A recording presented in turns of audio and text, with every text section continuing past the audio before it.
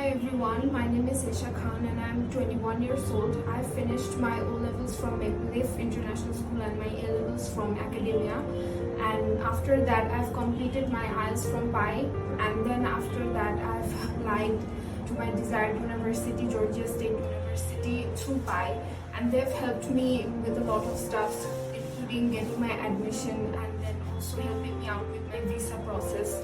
And then finally I've applied for my visa. They've also helped me out with a lot of things like the documents required and what I need to be answering in my visa interview and a lot of other things. And from there I've actually successfully gotten my F1 visa. So yes, this is my journey.